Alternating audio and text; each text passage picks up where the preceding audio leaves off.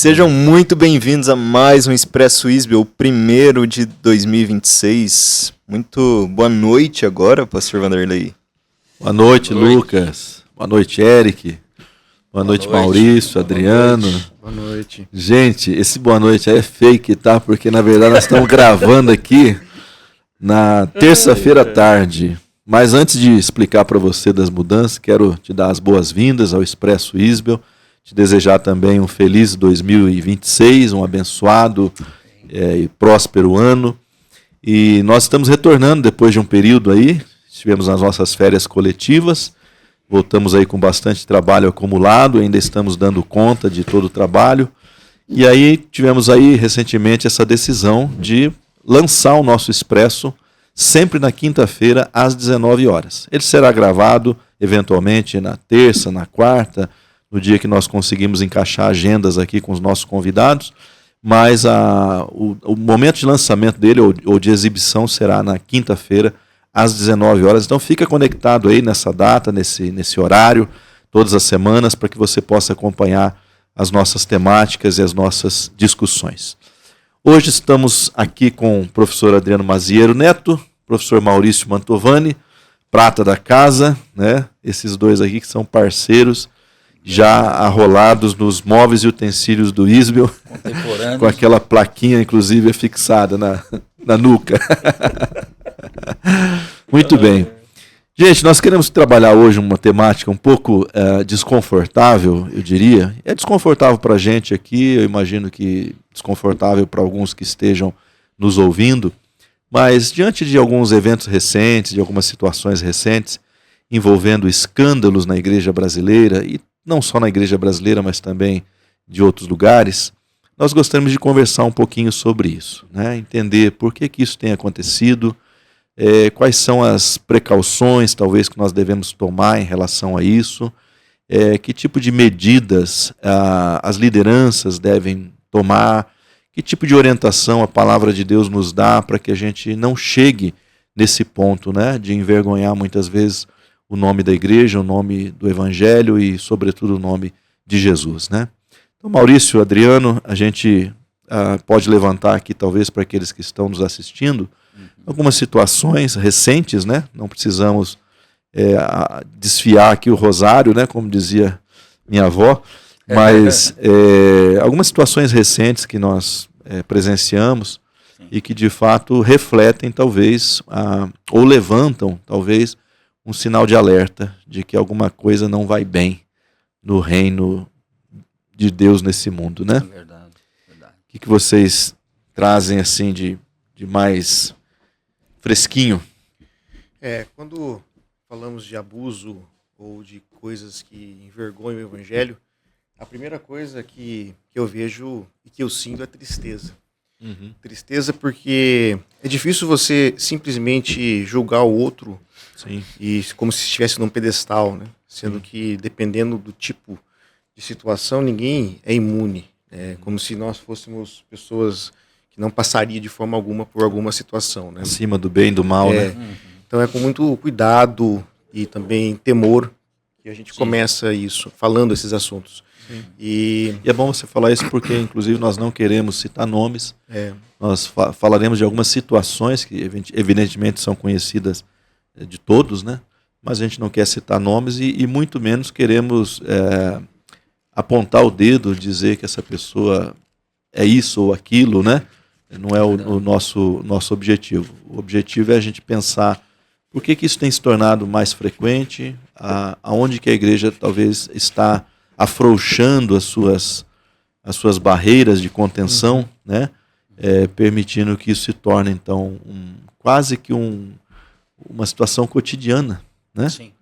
E acho que vale a pena a gente mencionar aqui, Adriano, não sei se você iria fazer isso, mas a gente tem caso, por exemplo, de situações extraconjugais, né? Com pastores conhecidos, gente de influência, né? Gente que tem uma palavra assim que por décadas foi bem recebida na igreja como uma pessoa referencial em algumas temáticas, né? Aí que a gente pode incluir escritores, pastores, pregadores, etc., né? Lembrando que gente sempre teve situações assim, mas talvez a gente esteja vivenciando agora uma efervescência, né? Um acúmulo. Né? A gente tem também as situações envolvendo a política, né? Muitos evangélicos ou cristãos e pastores e lideranças que de repente o nome aparece numa CPI, né? O nome aparece numa investigação da Polícia Federal ou em alguma coisa parecida, sempre envolvido com a corrupção, né? Nem todos comprovadamente, mas eu penso assim, eu não sei se eu sou muito antigo, Maurício, mas eu penso que nós deveríamos estar acima de qualquer suspeita, né? Então, dessa forma eu também sou antigo. Provavelmente. Ter o nosso nome arrolado numa investigação já é uma coisa muito ruim, né? Porque o nosso nome não deveria estar lá. Se a gente se lembrar talvez de algumas referências que a gente tem na nossa vida espiritual, eu nunca vi esses indivíduos envolvidos, nem mesmo numa fofoca, né? Nunca tiveram seus nomes envolvidos em situações assim. Então, quando chega nesse ponto, já é um mau sinal, né? Não sei se você pensa assim também, não, por ser antigo, né? Eu assino embaixo, agradeço o elogio. Old school. Old school. Mas eu concordo inteiramente, tudo foi falado aqui. E isso não é o normal, não é uma situação normal. Sim. Eu acho que normalizar isso, né, seria aí um pecado até maior. A licenciosidade disso. Não é moralismo, não é moralidade humana, por isso que eu, pegando um gancho aqui do que o Adriano iniciou na fala dele, nós não vamos emitir opiniões nossas, e sim fundamentos bíblicos. O que a palavra diz a respeito disso. O que nós pensamos e sabemos, isso é com a gente, é muito pessoal, midiático, tá aí, né? Mas a questão é, o que a Bíblia diz, o que Deus pensa sobre essa questão? Eu me lembro muito da história do Billy Graham, do ministério do Billy Graham, quando era vivo. Não sei se ele propriamente, ou alguém ligado ao ministério dele, na época falou assim, por que não tem escândalo no ministério do Billy Graham? Todos os pastores viajam com as suas esposas, estão sempre com as suas esposas, há uma relação de transparência ministerial, familiar entre eles. Então, o que existe é uma transparência sem medo de mostrar a cara. Porque quem cai nessas armadilhas é porque tem medo de mostrar a cara. Ou não mostra a verdadeira cara. Sim. E depois que cai fica pior, né? Porque fica pior. Você tem muita coisa a perder, né? Entra o cinismo, entra a tentativa de recuperação do status quo, do nome. Eu quero começar aqui a minha fala bíblica dizendo uma passagem de Atos 2,47. O normal da igreja qual é? Porque o anormal, acabamos de pontuar agora. Isso é anormal, não é normal. Sim. Mas o normal é, Atos 2,47, louvando a Deus, caindo na graça de todo o povo, e todos os dias acrescentava o Senhor à igreja aqueles que se haviam de salvar. Louvando a Deus é uma relação. Não é só uma coisa protocolar. Tá? Caindo na graça de todo o povo não significa fazer as coisas para agradar o povo, mas significa mostrar o testemunho de Deus, a manifestação da graça de Deus para o povo. E aí esse testemunho corresponde à oração de Jesus em João 17, que eles sejam um para que o mundo creia. E Atos 2,47 estampa isso. E todos os dias acrescentava o Senhor à igreja aqueles que se haviam de salvar. Quase que como consequência, né? Causa e efeito. Causa Deus, efeito, a glória de Deus, o testemunho de Deus. Então, isso é uma completa anormalidade que não pode jamais ser tratada com trivialidade ou com naturalidade. Não é normal. O normal é o avivamento. Sim. Esse é o normal. Sim. Inclusive, a gente pensa que as pessoas lá fora não percebem, mas elas captam muito facilmente, claro. Talvez até mais facilmente do que a gente, né? Eu assisti a alguém essa semana que ele estava analisando o caso de um pastor que está bem enrolado com dívidas, né? Um caso também que veio a público, né? Uma pessoa que arrecadava muito dinheiro na sua congregação, na sua igreja, mas que de repente descobriram que ele estava enrolado com dívidas milionárias, né? Uma má administração, talvez um desvio de recursos, não se sabe, né? E esse indivíduo que não tem fé alguma, ele não tem nenhuma confissão religiosa, ele estava dizendo como isso é vergonhoso para os evangélicos, né? Para os evangélicos. Então, Ele fazia essa pontuação, né? Exato. Porque, de fato, é o que você é o inverso que você está dizendo, né? Você não cai na graça, você cai em desgraça. Em desgraça, em descrédito. Na opinião pública, em descrédito, Exatamente. né? E isso, obviamente, não deve ser o único elemento que a gente deva considerar para evitar o escândalo. Acho que o elemento fundamental para evitar o escândalo é o primeiro ponto que você falou, louvando a Deus, né? Essa relação que você tem com ele. Mas não podemos ignorar o fato de que o escândalo ele prejudica a igreja, prejudica o reino. Sem dúvida. Ele descredibiliza, ele afasta pessoas. Pessoas não vão querer entrar nas nossas igrejas porque ele ouviu N casos daqui ou dali, né? A rotulação genérica, né? Exatamente. E a mídia trabalha muito bem tudo isso, ela explora muito bem, né? Então a gente tem que estar atento a isso. Adriano, você ia considerar alguma coisa, eu tinha te interrompido. Não, eu me lembrei, puxando um pouco do gancho do Maurício sobre a anormalidade disso, como que isso fere as questões morais, né? Lembrando de um escritor famoso que teve um caso quase uma década com uma outra mulher, e durante o período em que ele estava tendo um caso com outra mulher, ele estava escrevendo sobre graça. Certo. Então, há uma contradição de uma vida que escreve sobre um tema e vive uma outra realidade. Faz o que eu falo, mas não faz o que eu faço. E eu lembrei também de um teólogo famoso, né, que não é brasileiro, para deixar claro, né? Um teólogo famoso que escreveu uma boa parte da sua produção teológica tendo um caso com a sua secretária, né? Supõe-se que ele teve um caso com a sua secretária, por meio de cartas que foram trocadas entre eles, inclusive está em uma das suas biografias. E é um teólogo famoso. Então, você lê a obra desses caras, fica impactado com a erudição, com a teologia, só que por trás... Teologia maravilhosa. Maravilhosa. Só que por trás da vida dele. Dos bastidores, nós temos algo que destoa da mensagem que estava sendo pronunciada. Eu quero ler o que ele escreveu, mas não quero olhar para a vida dele. Então você para quero fazer o que ele faz, né? E pensa... eu me pergunto, eu queria saber a sua opinião também sobre isso do Maurício. Eu me pergunto, como que é possível você se debruçar num estudo piedoso? Eu lembro que eu lendo o Dr. Gordon Fee, e ele escreveu um artigo sobre a importância da exegese e da espiritualidade. E nesse artigo ele faz uma crítica à academia teológica norte-americana, no período dele, em que eles tiravam, né, a espiritualidade da exegese. Ou seja, a exegese é um exercício científico e você não precisa, né, ser piedoso ou orar ou jejuar ou coisa do tipo para fazer exegese. E o Gordon Fee faz uma crítica a isso, dizendo que uma boa interpretação das escrituras, ela é espiritual, da mesma forma como uma boa espiritualidade pode ser exegética. Só complementando, é aquilo que nós comentamos há anos atrás, era o que a filha dele via ele fazendo exegese e chorando. Chorando. Então, quando eu li esse artigo do Gordon Fee, de uma espiritualidade exegética ou de uma exegese espiritual, linkando a devoção no estudo do texto, eu fiquei pensando como que é possível nós termos a consciência de preparar uma pregação ou uma aula que nós falamos do amor de Deus, o Deus que nos ama, e nós amando Deus, como que é possível expor isso para outras pessoas vividamente e quando sai da igreja ou sai da sala de aula, tem um caso extraconjugal ou ter o seu nome envolvido em escândalos, vamos deixar claro, né? Vamos clara, tipo, se realmente está fazendo, for real aquilo que está sendo culpado, né? Sim. Tem que provar tudo.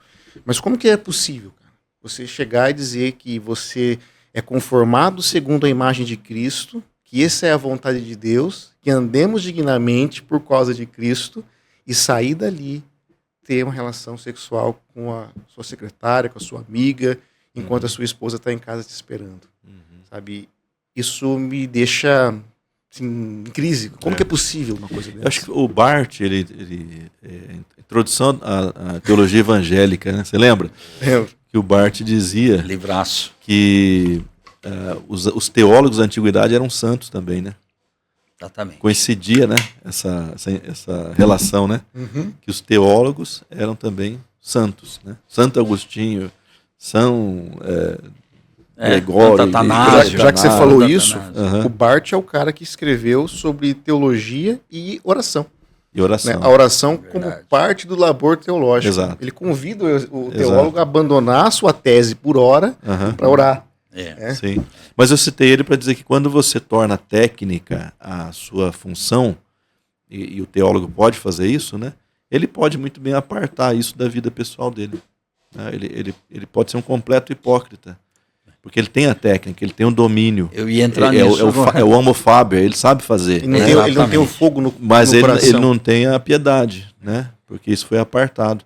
Especialmente, eu diria que, né, vou dar um chute aqui, mas depois da escolástica, no cristianismo, eu acho que essa divisão ficou muito mais nítida. Ficou. Você pode ser um bom exegeta, um bom teólogo, Ficou. e não precisa ser necessariamente um bom crente. Eu perguntei isso porque, partindo da minha experiência, eu termino uma pregação no domingo na igreja, mas ela não termina em mim. Isso. Aquilo fica coando na minha cabeça. E nem durante a começou na semana. igreja, já começou com você. Exatamente. antes, né? Aquilo fica assim, Exatamente. ecoando na minha cabeça. E a mesma coisa na sala de aula. Sim. Eu saio de uma aula, eu não consigo fechar o ciclo e dizer, agora vamos para a próxima. Não, aquilo fica ecoando não só intelectualmente, mas como que isso vai se exprimir a partir da minha vida. É a técnica. A técnica só é boa quando ela está a serviço da espiritualidade. Uhum. Exato. E aí, vem antes, juntando vem com o que eu depois, falei no né? começo, quando a gente fala com temor, né, observando as quedas de alguns irmãos, é pelo fato de que nós não estamos imunes a esse tipo de queda. Sim, Não é sim. que isso justifica ou vamos passar pano. Não. É o fato de dizer que nós não estamos Mas imunes. vamos definir isso bem, porque às vezes a gente usa frases genéricas, né? Eu já ouvi muitas, inclusive, sobre esses camaradas aí que a gente está mencionando. Mas, por exemplo, eu sou tão pecador quanto aquele pastor que está envolvido na corrupção. Uhum. Sou tão pecador quanto aquele escritor que traiu sua esposa, né? Eu até brincava esses dias, a gente brinca com coisa séria às vezes, né? mas que diz assim, às vezes a gente fala, pô, fulano caiu, né? Mas esse não caiu, esse caiu e rolou, né, Maurício? Caiu, rolou, Ele caiu e rolou permaneceu. por um tempo, né? Ele lembrava o Neymar, né, na Copa, né? Ele caía no meio de campo e rolava até a grande área, né? Então, a gente tem que pontuar isso porque a diferença entre nós aqui, que estamos aqui gravando esse programa hoje, e qualquer outra pessoa que tenha caído nas 3 barras, na barra do ouro, Vai fazer lembrar? Barra da fama, na barra do Não, ouro e a não é barra da fama. saia. É a barra da saia, a barra do tribunal e a barra do ouro, né? Não, a barra da fama, a barra do ouro e a barra da saia. Essas 3 barras. E tinha o São João da Barra, né? Tinha o São João da Barra. Quem cai também no São João da pensei que Barra. ele ia falar No isso. conhaque, né? Tá, mas a diferença é o seguinte. Eu peco e eu faço uma análise da minha vida e busco restaurar. Exato. Imediatamente. Porque a gente foi ensinado assim, né?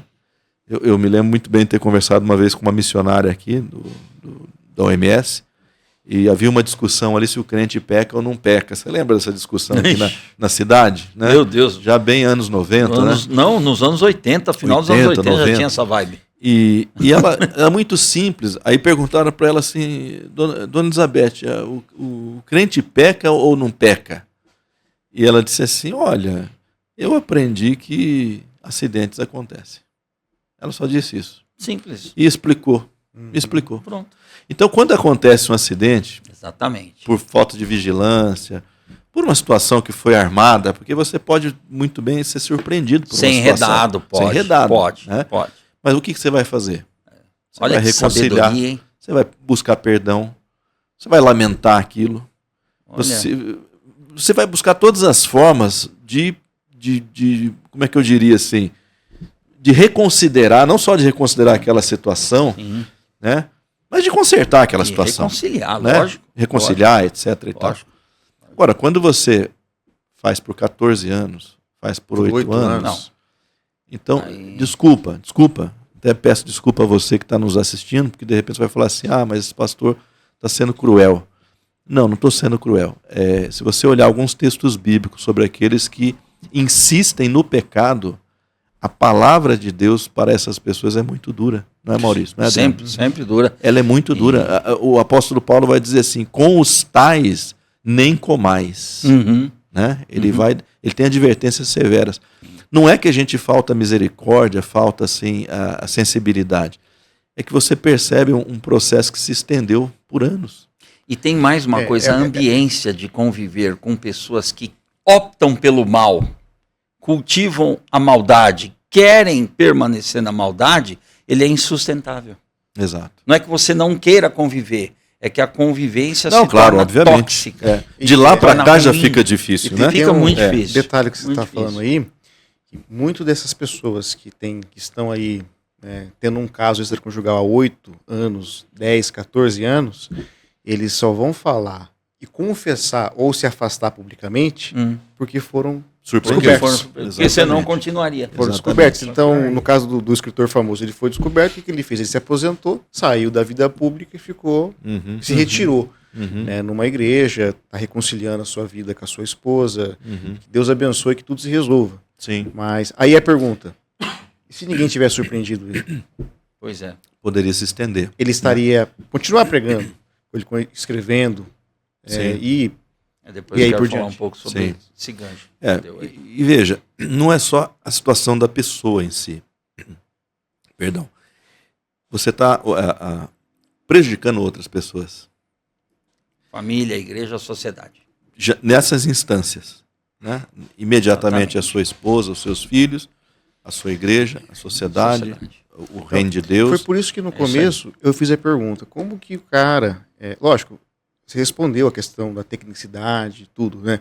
Mas somando a piedade e a consciência diante de Deus, como que a pessoa ela consegue fazer algo servindo a Deus e a comunidade ao mesmo tempo em que ele tem uma vida dúbia, né?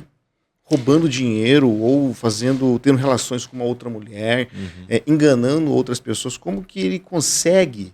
Sabe? Porque é um ponto em que eu fico pensando, como o cara consegue dormir em paz, sabendo que ele está num púlpito pregando, e o Stott vai falar, né, que a pregação é uma das coisas mais extraordinárias que nós temos na igreja hoje, ou numa sala de aula ensinando pastores, quando a sua vida é uma vida que não está nos acidentes que você colocou. Ele já capotou e não quer assinar o seguro, ele quer deixar lá.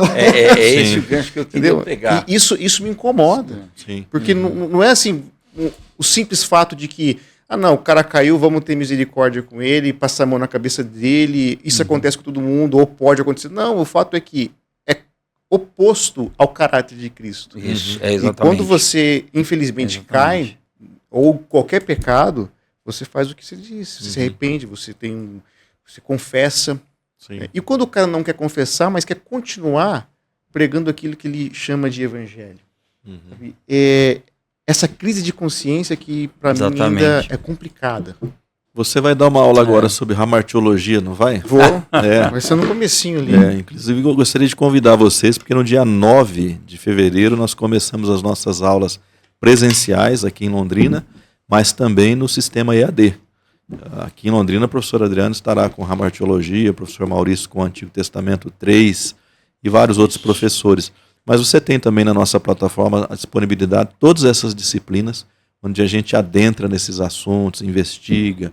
Teremos teologia de João Wesley, né? Olha só que matéria fantástica para falar de santidade, né? De vida santa aqui. Com um especialista. Com o especialista, professor Silas, mas também na plataforma. Então, tudo que a gente oferece aqui, a gente oferece na plataforma também, diversas modalidades. Quero deixar você aí antenada nessa data, 9 de fevereiro, matrículas abertas, tá? Mas, Adriano, eu estava dizendo, qual a diferença entre nós aqui e esses supostos casos que nós estamos fazendo alusão? A diferença é que nós estamos conscientes de que ao pecar, e como Wesley dizia, nós vamos fazer isso todos os dias em palavras, pensamentos e ações. Sim. Ao pecar, nós buscaremos um arrependimento. Acho que essa é a palavra. O arrependimento. Porque arrependimento implica a tristeza, implica a mudança de direção, né, a restituição e por aí vai. Mas o que a palavra de Deus nos diz com relação ao homem que peca? Eu quero voltar lá no Antigo Testamento, né? Vamos até deixar vamos deixar o novo aqui né, no cantinho por enquanto, porque como que o indivíduo espiava o seu pecado, Maurício? E com que frequência ele espiava o seu pecado na Antiga Aliança? Você já falou, arrependimento, dá razão a Deus.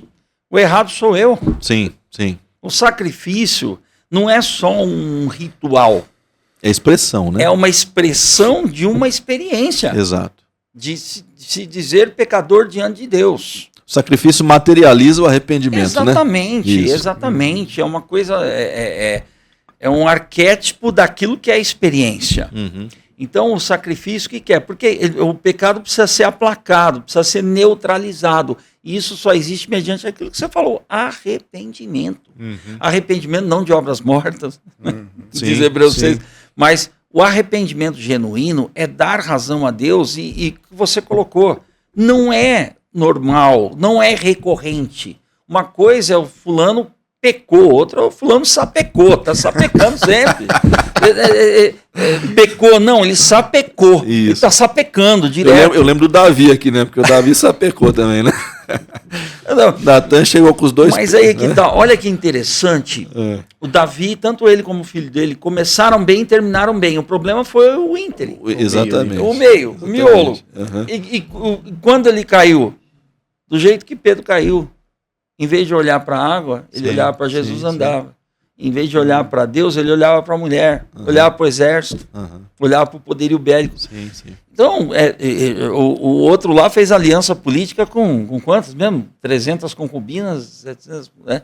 Gente, o pecado, aí é que eu quero entrar um pouquinho nesse ponto, não é a martiologia, mas é a questão bíblica.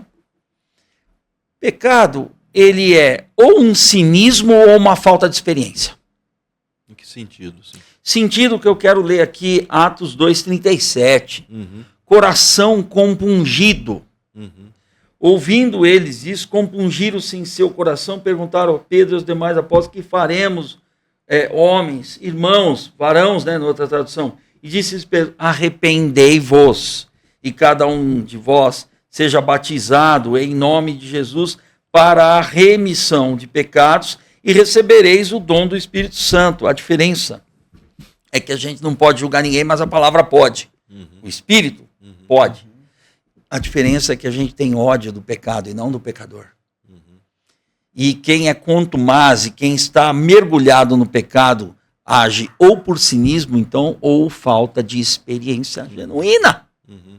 Mas está julgando a experiência? Não. A gente não tem um espiritômetro aqui para medir a espiritualidade. Sim. Mas a gente tem a palavra. E a palavra fala de causa e efeito, de testemunho e de ação de Deus. Então não bate. A conta não bate. O sujeito que trata o pecado com cinismo ou com só menos importância é porque ele não foi convencido do pecado. Os indícios bíblicos apontam para isso. Ou se é alguém que está enfermo em sua carne, mas aí tem recuperação na santificação, mediante o arrependimento. O Espírito impele o Filho de Deus a dizer, eu estou errado, eu preciso de ajuda. Um pastor desse que você está mencionando aí, ele chega no ministério dele, se ele é novo nascido, se ele é nova criatura, ele fala, eu preciso de ajuda. Me ajudem. Sim. Ele tem esta hombridade espiritual. E isso leva à santificação. Eu concordo com você que a insistência no pecado talvez seja uma evidência de que falta experiência mesmo. Porque o que a palavra nos ensina é aquilo que João fala, não vive pecando. Né? Exatamente. Não vive Primeiro pecando. João. O que é nascido. Né? Não vive na prática do pecado, não gosta do pecado. Exato. Não gosta. Eventualmente pode ser enredado, pode tropeçar, pode cair, mas ele tem que se levantar, né? Imediatamente. Né? Quem de nós aqui pode atirar alguma pedra? Não, de forma alguma. De forma alguma. E a nossa pedra não tem peso nenhum não também. Tem, né? é só. Não vamos julgar só ninguém porque nós não somos juiz, né? É verdade. Mas o que a gente está falando aqui é da perspectiva do da que palavra. A Bíblia nos orienta. É isso aí. O que eu estava te perguntando é assim, no Antigo Testamento você tem o ritual como expressão do arrependimento. Sim. E esse ritual ele é feito... Você quer falar de Levítico, não é? Frequentemente, também. Né? Frequentemente. Ele tem uma periodicidade, sim, né? Sim. ou quando acontece, Sim. ou numa ocasião de uma festa, de um Yom Kippur, de alguma Isso. coisa parecida. Isso. Mas veja como é importante você passar a régua, A pedagogia da redenção. né? É isso aí. Se há pecado, há um momento de você passar a régua e dizer, Exatamente. eu quero recomeçar, Do conserto. eu quero consertar. Esse é o sentido da palavra hebraica berit. É um conserto estipulado por Deus e é um conserto relacional, não é meramente ritual. Sim, sim. Esse é um ponto. Insisto, né, e você mesmo trouxe essa ideia de que o ritual sempre é a expressão visível Exatamente. do que acontece lá dentro no coração. Exatamente. Ele pode ser uma expressão exterior só, Sim. quando não tem uma experiência, mas em Pode. geral ele tem que ser a expressão visível. É só ler os profetas, você vai ver que tinha Exatamente. muita exterioridade Exatamente. e gente fazendo o que se faz hoje. Aham. E Deus nunca considerou isso normal. Sim. Agora, eu queria conversar com vocês sobre essa questão do ambiente, né? Porque a gente tem um ditado que diz assim, a ocasião faz o ladrão, certo? Uhum. Esquecendo agora, né, se o indivíduo tem uma experiência X ou Y, Certo. se ela é legítima, se ela não é, mas há muitos ambientes ou muitas circunstâncias que podem favorecer um pecado persistente. Vocês acham que isso é verdadeiro? Por exemplo, então, Ou podemos problematizar, né? Não, eventualmente você...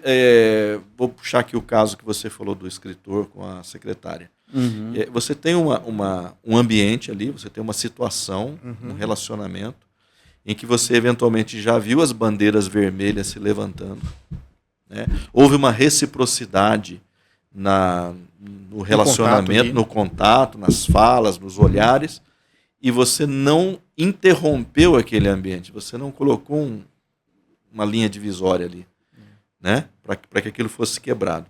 Na persistência, naquele ambiente, naquela circunstância, você está cavando a sua cova. Tem um ponto de não retorno.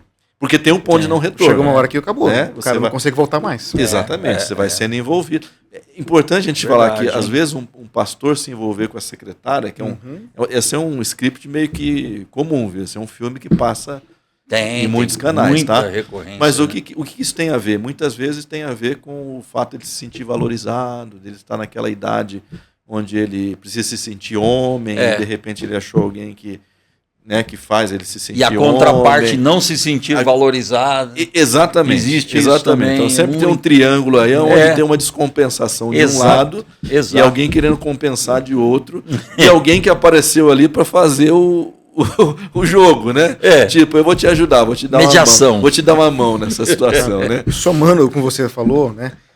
Pensando nesse caso, até onde o cara pode ir, ou ele não conseguiu, ele não atentou às luzes vermelhas que se acenderam.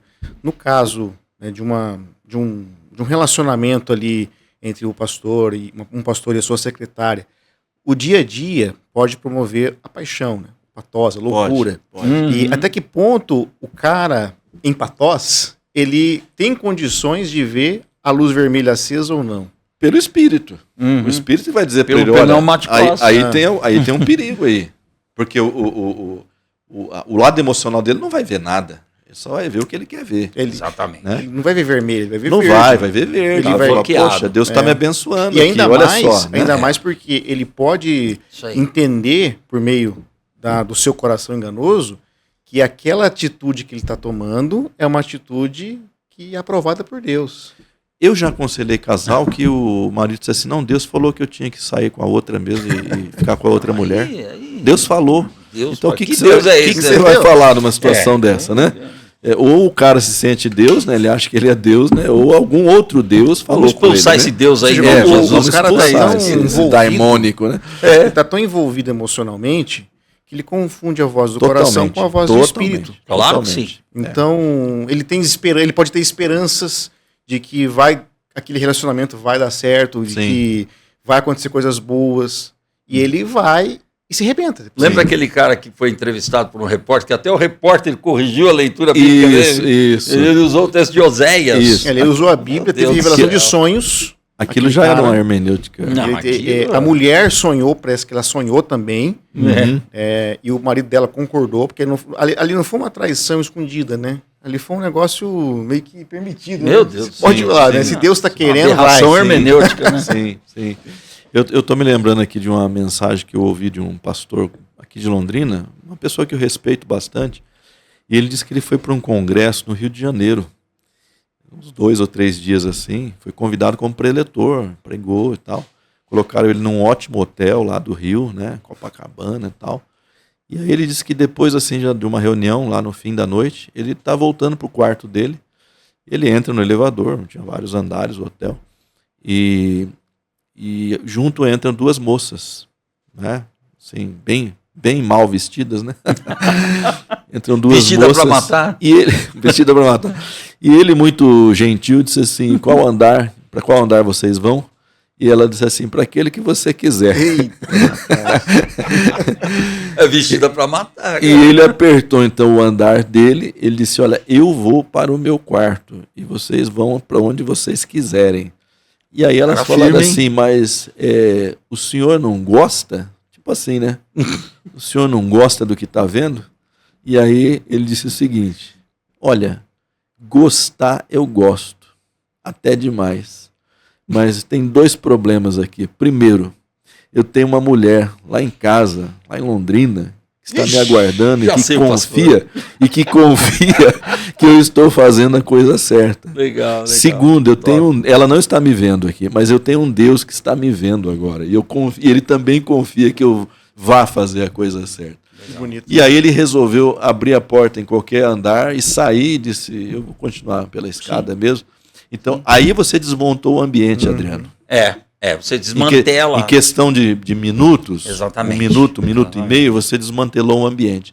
Mas se o indivíduo tem uma carência, se o indivíduo tem uma necessidade, se ele tem uma descompensação, se a mulher dele que está em Londrina não é a mulher que ele espera, vamos colocar dessa forma, ali está montada toda a cama de gato, né? Exatamente. Cama de gato está montada. Exatamente. E aquele ambiente se perpetua.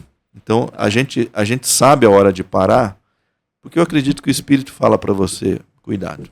Acho que esse é o grande gatilho do Espírito para a nossa santificação. Eu queria ler um texto aqui em 1 Coríntios 1, 30 e 31. Mas vós sois dele, em Jesus Cristo. Olha a profundidade disso. O qual para nós foi feito por Deus sabedoria, justiça, santificação e redenção. A minha santificação é uma pessoa e uma obra, não sou eu mesmo. Então, se as minhas escolhas não estiverem convergentes com essa santificação, como é que eu vou ser santo numa situação feita essa? Ou em qualquer outra situação. Sim. Então, a santificação é uma obra humana? Não. É uma obra divina, mas que tem aqui essência de uma escolha humana que diz eu quero. Quando você diz eu quero, o Espírito faz. Isso aí, a obra. A experiência. E aqui, essência, essa palavra difícil que você falou aí, é uma vamos correspondência, falar outra, então. é uma correspondência, Isso, né? É uma convergência. É você assumir também o seu papel nisso tudo. Uma né? linguagem Sim, wesleyana sim. coopera. Né? Coopera. Coopera. Mas tem a ver. A cooperação, né? A sua cooperação é aquela cooperação de dizer eu não posso. E Deus vem e diz eu posso. Porque qual de nós... E de se render, né, Maurício? Porque se você não se render, Lógico. também complica. Tudo é uma coisa, uma verdadeira pororoca espiritual. Vamos dizer assim. Isso. É um encontro. Explica pororoca também, porque tem gente que não vive lá no norte, águas, né? Não sabe o que é. Você vê... Rio Negro e Solimões. Não, então, a minha vontade e a vontade de Deus convergentes. Isso. Mas eu adequado à vontade de Deus e não o contrário. É isso que termina o 21 dizendo, para que, como está escrito, aquele que se gloria, glorie-se no Senhor. Isso.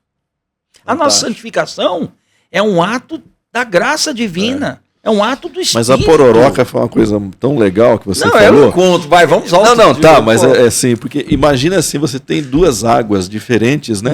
Que de repente se mesclam. E ela pode até mudar um pouco a sua coloração, mas você não sabe mais qual água é qual água. Exatamente. Então, quando a vida de Deus te inunda, quando a vida de Deus te inunda e você se deixa inundar, a gente já não consegue dizer quem é que está fazendo aqui. É Deus que está fazendo, obviamente. Exatamente. Mas de repente você se pega fazendo algo que você não podia fazer, você fala, nossa, mas é Deus que está fazendo, porque eu não iria fazer dessa forma. Mente né? de Cristo. Impressionante, né? É por meio disso que eu cheguei naquela pergunta do começo para você. Sim. Como pode o cara que está nesse contexto conseguir sair da pregação e ir direto para um motel com uma mulher. Na verdade, não pode. Entendeu? A essência não. Então, mas aí nós olhamos, por exemplo, para um cara que a gente, por meios, sei lá, pelos nossos meios, já falamos que aquele cara é ruim. Por exemplo, vamos pensar, um cara é um pregador da teologia da prosperidade, o cara é um charlatão. Né? Geralmente é. Agora, vamos pensar em caras que caem, que nós olhamos para eles e nunca imaginamos que aquela pessoa poderia fazer aquilo. Sim. Né? Como ontem eu falei um nome e você falou, nossa, mas esse também? Sabe? Então, a gente, lógico, nós não conhecemos o dia a dia. Nós conhecemos as obras do cara, a literatura dele. Mas por aquilo que ele expressa na sua literatura, você nunca imagina que aquela pessoa, em algum momento da sua vida, poderá ter um caso de muitos anos. Sabe? Então, é nesse contexto que eu penso. E pode ser que a literatura dele traga coisas boas pra gente até refletir, né, Maurício? Certamente. Eu lembro de um pastor que foi muito famoso no Brasil, caiu e tal, e o pessoal começou a queimar os livros dele. Falei, mas, gente, o livro dele tá bom, né? Sensacional. O livro dele tem coisa boa. Eu sei que você está falando. Sim. A gente não pode citar nomes não, aqui. Mas até o nosso ouvinte sabe, né? Mas acho que temos que saber separar essas coisas, né? Isso é parte do não julgar também, né? Porque você não está julgando quando você vê a pessoa, mas as obras, né? Que você vê que a teologia é ruim, você vê que explora o indivíduo, o seu membro, e cai num caso desse, tanto extraconjugal quanto um abuso no sentido financeiro, de corrupção, etc. De alguma forma você fala, parece que a gente espera que vai acontecer uma coisa dessa, ou era esperado que isso acontecesse. Mas quando você olha para um outro autor, ou pastor, que você, de alguma forma, admira, e de repente ele chega e fala, olha, eu tive um caso durante tantos anos. É nesse ponto que fala, nossa, mas como que ele conseguia sair dali, daquele contexto? Bom, a Bíblia fala de mente cauterizada, né? É possível, né? Você tem uma mente cauterizada. Porque eu tô dizendo, aqui em Colossenses 3, tem acho que fundamento um pouco do que eu quero dizer. O apóstolo Paulo diz, vocês foram ressuscitados com Cristo, portanto, põem o seu interesse nas coisas que são do céu, onde Cristo está sentado ao lado do direito de Deus. Pense nas coisas lá do alto e não das que estão daqui da terra, porque vocês já morreram. E a vida de vocês está escondida com Cristo. No 5 ele diz, portanto, matem os desejos deste mundo e que agem em vocês. Aí ele começa a nomear imoralidade sexual, indecência, paixões más, os maus desejos e a cobiça, porque a cobiça é um tipo de idolatria, porque é por causa dessas coisas que o castigo de Deus cairá sobre os que não obedecem. Antigamente, a vida de vocês era dominada por esses desejos, e vocês viviam de acordo com... interessante, né? Muito passado, bom. Vocês viviam. Muito mas bom. Agora, esse mas aqui é o mais escatológico, né? Mudança de nova criação. Mas agora, livre-se de tudo isso. Nesse momento, livre de tudo isso, da raiva, da paixão, dos sentimentos de ódio. Não sai da boca de vocês nenhum insulto e nenhuma conversa indecente. Não mintam uns para os outros, pois vocês deixaram de lado a natureza velha com os seus costumes e se vestiram com uma nova natureza. Essa natureza é nova porque Deus, o seu Criador, está sempre renovando para que ela se torne parecida com Ele. Olha, então, Paulo utiliza aqui a metáfora das vestes, né? Você tira a veste velha com todas aquelas qualidades, né? Vou colocar isso entre aspas, e é revestido com uma veste nova, que é a veste do novo homem, da nova criação. E o texto é claro, ou seja, a vida que é conformada segundo Cristo é uma vida que é segundo o caráter dele. Então nós estamos falando de caráter. Então o cara que sai de um púlpito em que ele está pregando Cristo, vamos colocar que a mensagem é boa, e ele pega e mente para a mulher dele de que ele está indo na farmácia, mas ele está indo ver a outra, isso é um problema gravíssimo de caráter. Uma falha de caráter. Então isso não é o reflexo da imagem de Cristo. Isso é o reflexo desta era. A era da mentira, da perversidade. Isso não é aquilo. Não é ser cristão. Então, quando a gente olha para essa realidade, que entristece a gente, que você espera o quê? Dos filhos da desobediência fazer isso, né? Como Paulo disse, outrora vocês faziam essas coisas, né? Mas e quando nós vemos o agora, vocês se despiram, né? E quando ele fala isso, ele não está simplesmente dizendo, isso aqui é impossível que aconteça com vocês. Fiquem tranquilos. Tanto não está dizendo, porque né? ele está dizendo para evitar essas coisas. Exatamente. Né? Então, evite. Aí você falou um exemplo que achei muito legal do seu amigo pastor, acho que ele é do elevador ali, né, que você falou, né? Nosso. Do elevador. Aí eu lembrei o seguinte, né, se você, o cara, a menina vestida para matar, ela fala, onde você vai? Quando é que você vai? Eu vou para onde é que você quiser. Ele tinha uma oportunidade. Ele pegou e, na hora, ele cortou, foi embora. E quando o cara ele tem um contato diário com o outro ou com a outra, e que ele começa a não observar os toques que Deus dá no coração dele, sim. Então ele começa assim, sentir bem perto daquela pessoa. Sim. Ele começa a querer ficar perto daquela pessoa. Gostar do perfume. Gosta do perfume daquela pessoa. Até chegar um momento em que ele fala assim, não, mas eu tô bem, eu sou forte, isso aqui não é nada. Cauterizado. Até chega um momento em que a relação começa a crescer. Porque se a mulher pega e dá um corte, acabou, né? O cara vai embora. Mas e se ela não corta, se ela corresponde, ali tem, né, o desastre da família. E aí que entra a questão que você colocou. A importância do indivíduo saber enxergar esses elementos de toque, esses sinais de alerta e romper definitivamente todo tipo de relação. E não só identificar, se você criar mecanismos de proteção antes, você nem precisa chegar ao ponto de identificar. A prevenção. Ok? Uma coisa que você não vai me ver fazendo, por exemplo, é dar carona para uma mulher, sem que a minha mulher esteja no carro. Exatamente. Ok?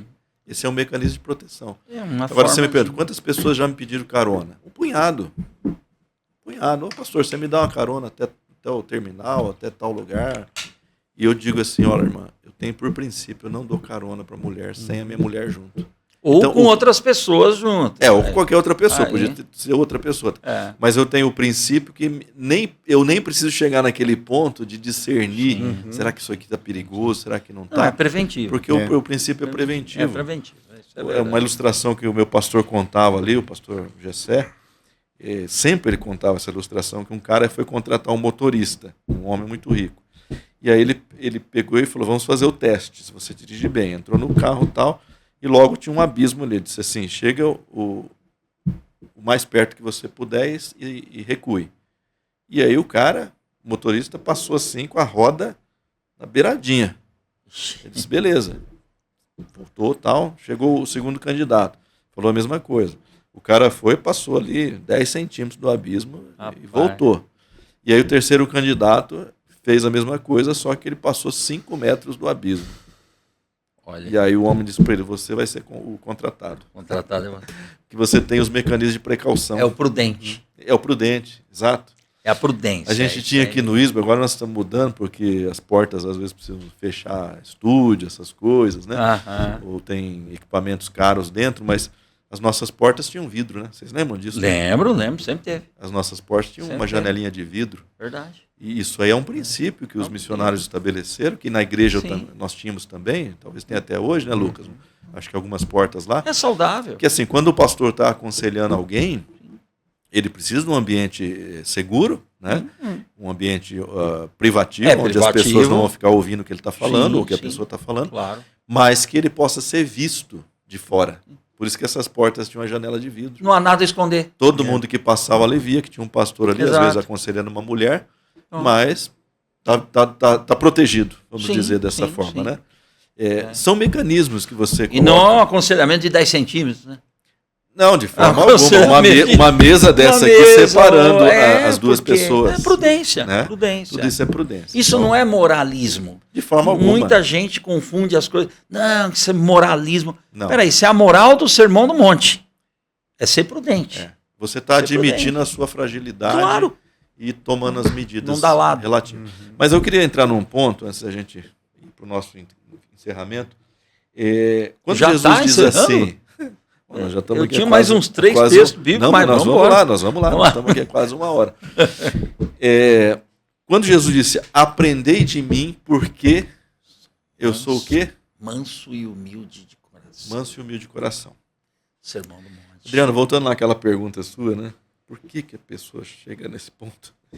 Eu acho que tem um lado que você domina a técnica e a técnica te dá certa segurança e você aparta a técnica da sua piedade, beleza. Mas tem um outro lado que é uma palavrinha que é terrível, né? Essa palavrinha domina o ser humano, que é poder. Poder. Poder. Poder pastoral. Essa palavrinha é complicada. Porque nós somos iguais mariposas que gostam de voar perto da lâmpada do poder, né? Da luz do poder. Só que essa luz queima, né? Essa luz mata. É boa essa, é a teologia da mariposa. Teologia da mariposa. Gostei. E quando Jesus fala, eu sou manso e humilde, e há inúmeras outras passagens do servo sofredor, do cordeiro, inúmeras alusões a imagens que demonstram que Jesus não vem exercer o poder. Exatamente. Ele não vem requisitar o poder para si. Sou manso requerer, e humilde. Eu sou alguém ensinável por Deus. Dependente exatamente. de Deus. Quando a gente tem estrutura, voltando agora ao ambiente, voltando à questão de estrutura, quando você tem estruturas onde o poder é atrativo, vai acontecer todo esse tipo de coisa. Vai acontecer adultério, vai acontecer corrupção, coisa envolvendo dinheiro, coisa envolvendo patrimônio, briga para derrubar o irmão, né? Para puxar o tapete do irmão. Você acha que faz sentido, Maurício? Faz sentido. Eu quero dizer alguma coisa para nós, olhando no espelho, no nosso espelho, e para a igreja de Cristo, como forma de testemunho. Quando o organismo estiver dando lugar à organização, nós já estamos em queda. Ou correndo risco. Ou correndo risco de queda. Mas é iminente. Mas quando a gente põe a organização que é necessária no seu lugar, mas vivemos a organicidade do Espírito, vai ser praticamente impossível a gente cair. Quando a organização porque é a nossa força. Né? Exatamente. Quando ela é serva do ela organismo. É escrava do organismo. Funciona, né? Aí funciona, que é uma beleza. Porque eu fico pensando... Dá a César o que é de César. Exato. Inclusive, Jesus ele combate o espírito de César, né? Exatamente. Ele rejeita o espírito de César. Que é o autoempoderamento. Exato. Né? É a teomania. Aquela tentação que Jesus enfrenta no deserto não é nada mais do que a tentativa do diabo de revestir Jesus do espírito de César. Poder. Porque o senhor falou muito bem. Eu te dou todos os reinos do mundo. Falou muito bem. Manifesta o teu poder de transformar as coisas. Sim. Né? Então, tudo aquilo que ele oferece é botar o manto de César sobre os ombros de Jesus. É a barra e Jesus da fama. rejeita. É a barra da fama. E aí Jesus acompanha rejeita. as outras barras. Exatamente. Porque o poder ou a fama, ela dá essa notoriedade e aí vem a sedução proporciona o dinheiro, proporciona o sexo, proporciona uma série de outras coisas. Tudo. Então aí que eu suspeito que se nós estamos muito envolvidos, nós, assim, digo, a igreja evangélica brasileira, se ela está tendo muitas ocorrências de escândalos, porque talvez ela não está sabendo desmantelar esse mecanismo do poder. Sim, né? sim. Há uma disputa Infelizmente. entre pessoas, entre líderes. Dentro de denominações, muitas vezes a gente vê isso, né? Não criticando a denominação, mas sim. você sabe. São os feudos, né? São os feudos. Os feudos né? espirituais. E se você entende que a instituição deve ser serva Isso. como é que você falou? Da organização. Do organismo. Né? Do organismo. Que comanda a organização. Então ela funciona muito bem. Exatamente. Porque o organismo não tem competição entre si. Não. Há competição no seu corpo? Não. Há mútua cooperação. Agora, há órgãos no seu corpo que são eventualmente mais nobres? Ok, Sim. Sim. Tudo bem. Eu tenho um órgão que eu posso perder e eu Sim. vou continuar vivendo, mas tem um órgão que, se foi afetado, acabou a minha vida. Mas mesmo assim, um depende do Mas outro. um depende do outro e há mútua cooperação. O rim não está tentando derrubar o cérebro. Não. Né? O rim não está tentando passar a perna no coração para assumir o lugar do coração. Ele tá Até jogando porque ele contra. não pode fazer isso. Ele né? não pode fazer e isso. se ele fizer isso, ele mata o organismo. Ele né? mata o organismo, então, acho ele que morre. isso é muito clássico. É o corpo. O que acontece? Adriano, que trabalha um pouco a igreja primitiva, quando você volta para aquela igreja perseguida, pobre, proscrita, há luta de poder. Você percebe isso? Volta no movimento apostólico. Há guerra pelo poder? Não há. É serviço. Quem está num cargo de liderança ali, vamos colocar Sim, cargo, sim. né, ou função, Função. o faz por vocação, o faz por dever diante de Deus, o faz por amor, É dom. mas não faz por poder. O único Quando a que- igreja se Não. torna uma instituição forte, poderosa, É. aí a guerra está Só estabelecida. tem um que sabe lidar com poder, Deus. É. Que ele tem todo. Tem todo e às vezes não exerce, né? Eu gosto muito de François Varillon. Deus não é apenas todo-poderoso. É alguém que ama com todo o poder. Que é o Achei poder no isso. seu lugar correto, né? Exatamente. É o poder no seu exercício correto. Mas você vê isso. Você não vê a briga assim, entre os apóstolos. Ah, você tem funções. Uhum. Você tem primazias. Uhum. Correto? Claro. Mas você não tem um puxando o tapete do outro, Uhum. articulando aqui, buscando um recurso ali, dinheiro aqui, status ali colar, para eu poder estar no topo. Isso. Então, se a igreja não sabe desmontar esses mecanismos, ela vai ter que padecer toda essa sorte de escândalos. É um tipo de dominação religiosa. Como Sim. diz o livro lá da Jaqueline. Né? Isso aí é efeito. É a dominação religiosa. Isso é efeito. A causa está lá atrás. É intrínseca. Sim. A dominação Na é o que nossa o André natureza. está falando. Como eu disse, É. nós somos a mariposa. É a mariposa. Se você vê aquela luz brilhando demais, É a você quer se mariposa. aproximar dela, né? O Você efeito só não é sabe esse que ela mesmo. te derruba, né? É exatamente isso. Mas vamos pensar em alguns casos, talvez que nós mencionamos aqui, né? O de envolvimento com a política, o de envolvimento com o dinheiro. Quando você faz uma análise crua, nua e crua, você vai dizer, ali havia uma sede de poder. Sim. Né? Eu acho que Ali- está aí o fulcro da coisa. Ali havia, vamos chamar esse episódio aqui, Lucas, inclusive de mosca azul, né? Vamos começar com coloca uma mosca bem grande assim Eu lá achei na que você tela. falou a teologia da mariposa. Não, mas agora nós vamos entrar agora na entologia que fala? Como é que é? Quem estuda os insetos, entomologista, é isso? Vamos entrar nos insetos aqui, porque o que é a mosca azul, né? Você lembra desse ditado? Esse aí foi picado pela mosca Pela azul. mosca azul. Outro dia eu falei isso, rapaz, para um doutor. E ele falou, o que é isso? Eu falei, rapaz... Explica. Aí tive que explicar, né? Já na Europa, né? Quando o indivíduo tinha assim um acesso de fúria, né? Ou quando ele chegava no poder e ali ele se tornava uma outra pessoa, né? Se transformava. Então alguém dizia, isso foi picado pela mosca azul, né? Azul em referência à nobreza, A né? nobreza. A nobreza. Então o cara não era nada, né? Não era nada. Mas aí colocaram ele num cargo, mosca numa azul. função, ele se transformou. Nem a mulher dele conhece mais ele, né? Virou ele sangue se azul transformou, porque a mosca azul picou ele e ele virou outra pessoa. É isso aí. Gente, caiu o pastor lá, líder da grande denominação, porque o nome dele foi arrolado num escândalo de um grande banco. Deixa eu te falar uma coisa. Tem 10 outros indivíduos de olho naquela função, naquela posição. Exatamente. Enquanto o sistema não for remodelado pela palavra de Deus, você só tem gente caindo e alguém assumindo. Alguém igual ou alguém pior. Começa com A, termina com um vivamento. Esse é o único jeito. Não tem outro. É o único É jeito. a vida do Espírito jorrada e reorganizando a igreja orgânica. Uhum. Por que os avivamentos são a normalidade da igreja? E o não avivamento, eu digo que é a anormalidade. É só você ver o caso de Wesley. Uhum. Os morávios. Uhum. Por que eles eram diferentes? Porque o Espírito era diferente neles. Porque eles abriram a porta para que o Espírito entrasse para fazer o que fez. Eles não eram melhores nem piores. Sim. Eles só se permitiram serem Deus. Agora, eu estou pensando aqui, Maurício, qual era o ponto de referência, o ponto de partida do... talvez não seja essa a palavra melhor, mas deixa eu explicar de outra maneira. Quando Lutero se propõe a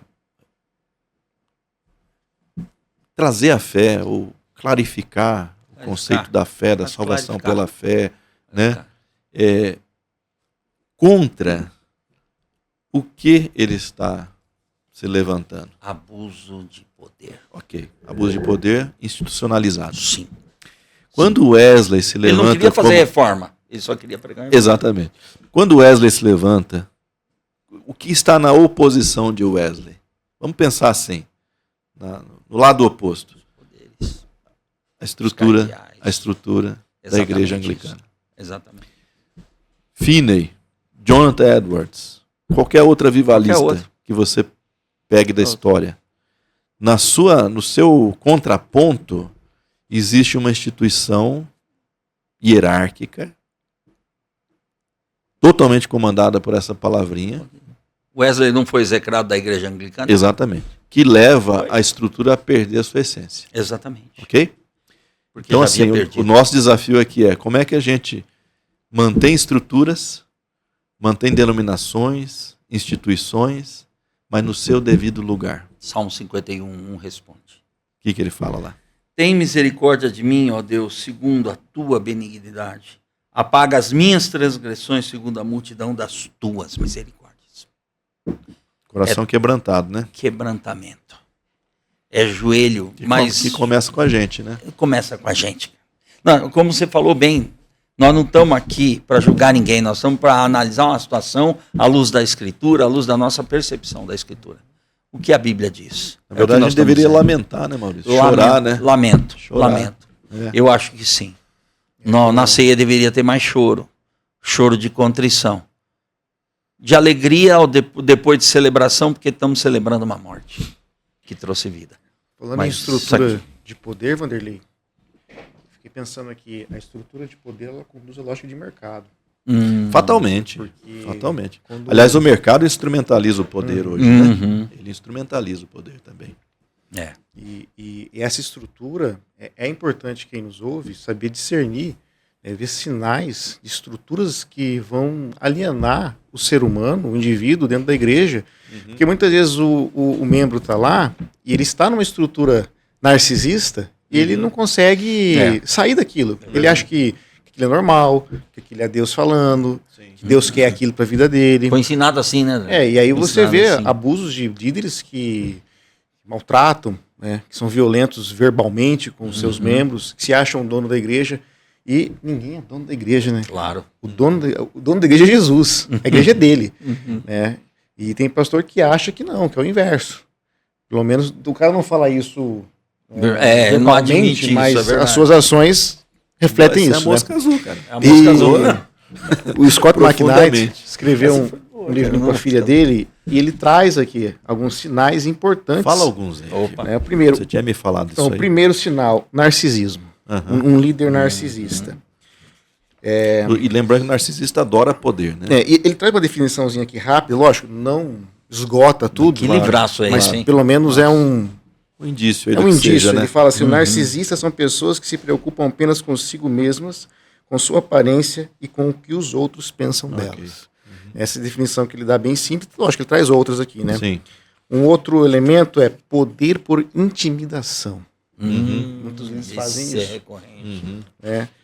Terceiro elemento. Eu ouvi ontem de uma pessoa, né, que o pastor chegou na igreja, está fazendo um punhado de coisa errada e intimida. Intimida, assim, com autoridade espiritual. Você né? está fora do espiritual. Se você questionar, Deus vai pesar a mão na sua vida. Exatamente. Isso é poder. Isso é poder. Isso é poder. Isso mata o indivíduo. Aí tem gente que sai da igreja, ela nunca mais volta. É verdade. Sim, porque ela fica machucada por conta desses abusos. Eu conheço inúmeras pessoas que acabam sofreram esse tipo de abuso, né? Não dá para falar todas, mas ele traz aqui 8 frases da cultura do poder por intimidação. A primeira, começa quando poder e autoridade são conferidos a um indivíduo. Depois, o padrão ouro passa a ser a aprovação do pastor, que foi isso que você acabou de falar. Um terceiro é, aqueles que são aprovados pelo pastor autocrata adquirem mais prestígio. E deixa eu te falar, coisa curiosa, né? Se você tem um camarada assim, igual eu estou mencionando esse que me falaram, você tem um punhado de gente que obviamente está ferida com ele, está machucada e tal. Mas você tem também um punhado de gente que está puxando o saco desse cara para alcançar também uma posição de poder. Então gosta do jogo, né? O gosta do Big jogo. Brother evangélico. Big Brother, o pior programa da TV evangélica, quero deixar claro aqui, tá? É o Big Brother. Não, é o Big Brother da fé. Perfeito. Um outro elemento, ele coloca aqui, a cultura de poder se transforma em uma cultura de medo, porque ele não aceita ser denunciado, porque não pode tocar no ungido do Senhor. O ungido do Senhor. O ungido do Senhor é desculpa para tanta barbaridade, Lógico, né? Cobertura espiritual, eu chamo de edredom espiritual. Tem uns que tem edredom. Cara, Você sabe que eu sou italiano, né, Maurício? Você também, né? De vez em quando dá um sangue Aqui quente tudo. na gente, Que é, né? nós somos italianos, o né, Adriano, Todos e uma nós, vez né? me falaram Estamos desse, descendentes. né? Me falaram desse que eu tava tocando no ungido. Eu falei, não, mas não quero tocar no ungido, eu quero bater nele de cinta, né? A minha vontade era essa. Boa. Não quero tocar, não. E tão sem vergonha esse ungido do Senhor, eu quero bater nele de cinta. Tem o fingido do Senhor, né? Tem o fingido do Senhor. Cara, eu já ouvi muito essa frase. Não toqueis no ungido do Senhor. E essa frase, não toqueis no ungido do Senhor, o Scott vai falar que entra nas narrativas falsas que uma liderança de poder cria a fim de se proteger. Exato. Né? Aí ele coloca aqui, ó, desacreditar os críticos. É uma blindagem, né? Demonizar os críticos, aquele que está criticando, distorcer a história, tipo, não foi bem assim, né? E tem uma que é bem grave, né? Caramba. Que é questionar a sanidade dos críticos e transformar o agressor em vítima. Isso quando a verdade não é silenciada. Ou seja, aconteceu um caso de abuso na minha igreja, né, pelo meu pastor, um exemplo, né? Então vamos proteger a igreja, vamos pagar para a vítima, vamos silenciar essa vítima para que o pastor e a igreja não seja exposta. Não, na verdade, isso tem que ser denunciado. E o cara que fez isso, dependendo do que ele fez, se for um crime, ele tem que ser preso. Exatamente. E a vítima precisa ser acolhida. Exatamente. Mas uma cultura de poder inverte. A vítima ela é desprotegida, ela é culpada, e o agressor ele acaba sendo aquele que é protegido. Saudade Isso do é cadeia. lamentável, né? Cadeia, meu. Não tem jeito. Luiz Carlos Bandido Alborguete. é bandido. Mas deixa eu ler um texto que eu acho que bota um machado nessa raiz do poder. A questão é se a gente está afim de abraçar esse texto até as últimas consequências, né? Mateus capítulo 20, verso 25. Jesus diz assim para os seus discípulos, né? Então Jesus, chamando-os para junto de si, disse: bem sabeis que pelos príncipes dos gentios são estes dominados. Deixa eu mudar a minha versão, que eu estava lendo uma Almeida de 1848, Maurício. Você acredita que tem uma versão dessa? Mas estudou muito essa versão. Né? Eu gosto. Deixa eu pegar uma Almeida mais... Ok. Então é o 25, né? É o 25. Bem sabeis que os príncipes dos gentios dominam sobre eles e que os grandes exercem autoridade sobre eles. Jesus está explicando o modelo de poder do mundo. A estrutura do mundo. A estrutura básica aqui. Teologia da mariposa. Da mariposa. E ele diz, não será assim entre vós. Mas todo aquele que quiser entre vós fazer-se grande, seja vosso serviçal. Isso aí. E qualquer que entre vós quiser ser o primeiro, seja vosso servo. Bem como o Filho do Homem, que não veio para ser servido, mas para servir e dar a sua vida em resgate de muitos. Uau. Pirâmide invertida. Invertida. A redefinição Não é do aqui, poder é assim. é visto na cruz. É isso quando aí. Deus manifesta o seu poder pela lógica do amor, né? Top. A igreja cruciforme. Enquanto a gente não adotar essa lógica de Jesus, que é paradoxal, né? A gente não consegue viver a organicidade Não. né? da fé. Impossível. Será uma Da utopia comunidade. constante. O pastor como servo das pessoas. Exato. Mas não como um servo que se faz de servo para exercer poder, né? Isso Porque é tem poder. esse lado, né? Esse é Porque outra isso também é maquiagem. poder, né? Isso também é poder. Também. Mas como servo que serve mesmo. Exatamente. Porque quando Jesus está falando para ele, ó, quem quiser ser o maior que seja o vosso serviçal, ele não está dizendo, você não vai parecer um serviçal. Vai ser. Você vai ser. Você vai fazer o serviço sujo. É. Você vai limpar a latrina. Você vai limpar o pé das pessoas. E Jesus fez isso E lavando como o pé fez dos isso? discípulos, né? Como fez E isso? Pedro de falou, fato. não, o meu não. E ele disse, não, se o senhor não lavar o seu pé, você não tem parte comigo. Então o senhor lava tudo. Exatamente. Porque esse tipo de servo, esse tipo de pessoa que quer se desvincular de fato do poder, eu acho que ele já rompeu com muita força do pecado na sua própria vida, sabe? Isso é a causa. Não vai, o dinheiro não vai exercer uma isso aí. atração, né? A mulher do outro não vai exercer uma atração. E uma série de outras coisas, né? O desejo de estar lá em cima, na barra da fama, né? Sim, Não sim. vai exercer essa atração. Eu acho que esvazia o indivíduo. Sabe o que o Espírito trabalha, por exemplo, no meu casamento, eu já fiz bodas de prata, assim, pode ter Eu vou muita fazer de pérola terça-feira que vem. Oh, 30 parabéns, anos, 30 com a mesma anos. mulher, né? Caramba, Vanderlei. Eu acho que eu vou ficar com ela, cara. Oh, já teve o período de experiência, 3 décadas. Meu, pode ter a beldade que for, o que eu tenho em casa é melhor. Exatamente. O que eu tenho em casa é melhor. Exatamente. É isso aí. Não, Constrói ser bem isso. casado, Maurício, já é assim, 60% do ministério de uma acho pessoa, que é, né? cara. Eu acho que é. Tem muito a Tem ver. gente que não valoriza isso, mas Exatamente. É, boa parte do ministério, né? infelizmente. Quantos anos casados? 30? 30 anos. 30, eu vou fazer Eu vou 27. chegar lá. Não, chega Eu e tenho passa. 10. Chega e passa. Vou fazer 10 anos. 27. Eu tenho 10 de casado. Vamos chegar a 50, 60, se Deus permitir, né? Vamos. Quantos anos se de Deus casado você quiser. tem, Maurício? Vou fazer 27, dia 6 agora, lembra até a data? 6 de fevereiro. Ah, que isso é bom, cara. Importante Não, lembrar isso a é data, né? importante. Porque senão... Lembra a data, moço. Mas acho que a gente pode fechar com essa ideia, né, Podemos. irmãos? Que o esvaziamento do eu, né? O esvaziamento do eu é muito importante para a vida saudável da igreja, do casamento, da sua reputação, né? Da sua própria saúde, né? Show, moço. Porque eu fico pensando, uma pessoa que está vivendo no pecado há 10, 12, 14 anos, como é que está a saúde dessa pessoa? Na verdade. Porque o Davi fala, enquanto eu me calei, os meus ossos envelheceram, né? Arrebentado por Vai dentro. arrebentando, né? Arrebentado por dentro. A nossa psique não perdoa. Quando ela vive em contradição, ela não perdoa. E Ela você falou uma ela coisa começa a muito matar sábia. o físico, né? Olha, desculpa interromper, mas você falou uma coisa muito sábia. Não sou eu somente o arrebentado. O meu Não, derredor, vai arrebentando meu tudo. entorno. Arrebenta todo mundo. Então é isso, gente. Para a igreja evangélica brasileira, agora vamos ser bem genérico aqui. É isso aí. Começar a lidar com seus escândalos. Ela precisa começar a lidar com os seus esquemas, as suas estruturas de poder. Denunciar também quando for preciso. Exatamente, exatamente. E você como membro da igreja, você como participante da comunidade do Corpo de Cristo, se você percebe essas estruturas em andamento, operacionalizando, você precisa se levantar também como voz profética. Não estamos apregoando aqui uma insurreição, né? Claro. Mas tem Não. líderes em muitas comunidades que precisam sim de um confronto. Sim. Exatamente. Que precisam que o irmãozinho se levante como voz profética e diga, pastor, você está errado, você está em pecado, você está seguindo por um caminho muito perigoso. Isso é profético. E não com uma denúncia assim vazia ou hipócrita, mas uma denúncia amorosa. É isso aí. O profeta fazia denúncia amorosa, Claro que né? sim. O profeta Claro que fazia isso Claro que no sim. Antigo Testamento. Posso dar um recado? Palavra dura, Dura, mas uma mas palavra amorosa. assim, amorosa, chorando Amorosa. por aquilo. Né? Dura por conta Por do isso que pecado. muitos profetas não queriam fazer o que queriam, o que Exatamente. faziam, né? Exatamente. Muitos, como Jeremias, se recusam, dizem, não, Senhor, mas... Né?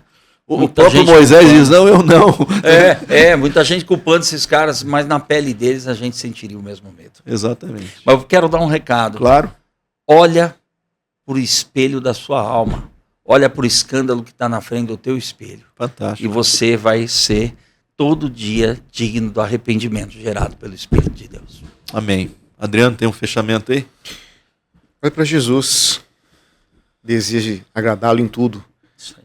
mas ciente de que nós, por nós mesmos, jamais iremos conseguir agradá-lo em tudo. Fato. Mas é pela graça e pelo fato de estarmos enraizados nele que podemos produzir o fruto que é agradável a ele. Amém. Gente, ficamos Top. por aqui. Foi um pouco pesado esse, né? Mas é devido às circunstâncias Necessário, aí. né? Necessário. Necessário. E a gente se vê na próxima semana. Um abraço. Até mais.